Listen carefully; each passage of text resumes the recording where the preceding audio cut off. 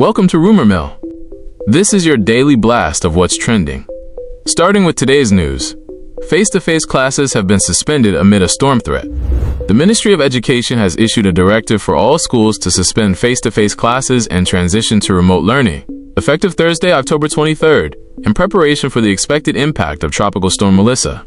The decision was announced late Wednesday evening by Minister Dr. Dana Morris-Dixon, following consultations with the Meteorological Service and the Office of Disaster Preparedness and Emergency Management, ODPEM. Minister Morris-Dixon emphasized that the move is precautionary, given the uncertainty surrounding the storm's trajectory. We have taken the decision to have our schools go remote Thursday, October 23, 2025. Now, this decision has not been taken easily. We had to have a lot of dialogue on the forecast and the trajectory of the storm. As you all know, the storm is moving very slowly right now, but that can change at any point. It could change overnight. It could change in the day tomorrow. And so we are acting out of an abundance of caution.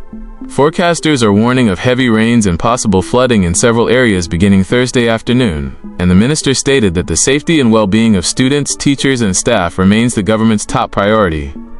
Schools are being urged to utilize online platforms or other at-home learning activities to ensure educational continuity during the disruption. We encourage our schools to employ Google Classrooms or other online resources that they may have, and where that's not possible, especially for our children who may live in areas where they do not have internet access, that we use whatever resources we have available to us, such as worksheets or other take-home work, so that our children can continue to learn while not at school. As the island braces for Tropical Storm Melissa, we're seeing dual fronts of preparation. On the ground, government work crews are actively engaged in gully cleanup near Riverton City, clearing sand and debris to mitigate flooding risks. Elsewhere, a noticeable surge of anxiety and preparedness has hit grocery stores, where shoppers were seen loading trolleys high with canned goods and non-perishables, causing packers to report a non-stop rush throughout the entire day.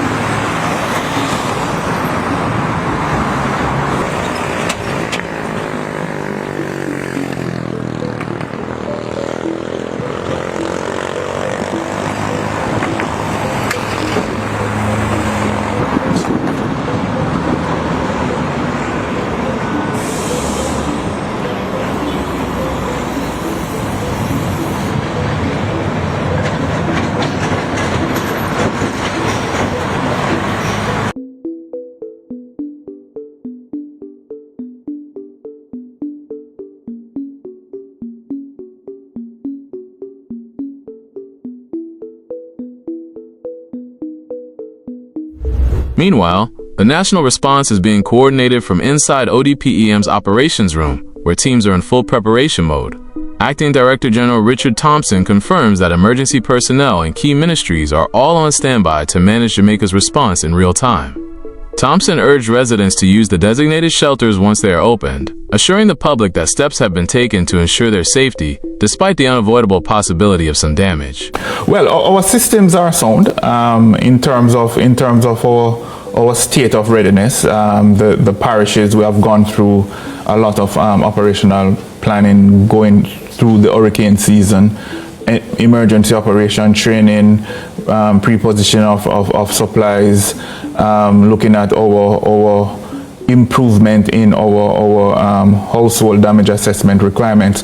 So we have been doing a lot of work, and a lot of it coming out of burial. What do you mean by that, household damage assessment? Well, if we are impacted and persons have damage to their houses, what we normally do, which is led by the Ministry of Labour and Social Security, which is a part of the overall national requirement, we go out and we do the assessment. So you want to see if some homes are partially damaged, totally, and there is total damage, or there's no damage at all.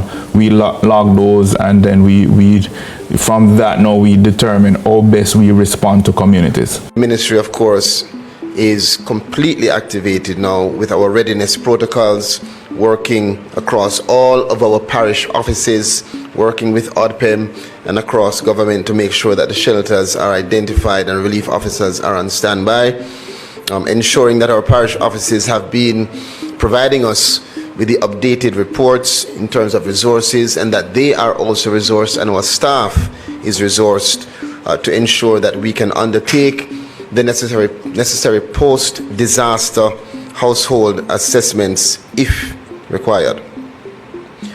We have also ensured that our communication groups have been activated. It is important for us to be able to stay in touch, and we have heard from and are in touch with Starlink and other providers to assist us if necessary. We have also reached out to our partners, and the line of credit entities have been notified by our parish offices to ensure that we can pre-position food as required. I know that St. Mary and the St. Thomas teams, as well as Portland, have already started to collect food packages and relief supplies, including bedding, tarpaulins, and toiletries to prepare in case. Our warehouse is presently engaged in food package preparation and general securing of relief supplies. This includes food items that we have secured on pallets and positioned for safety in event of flooding.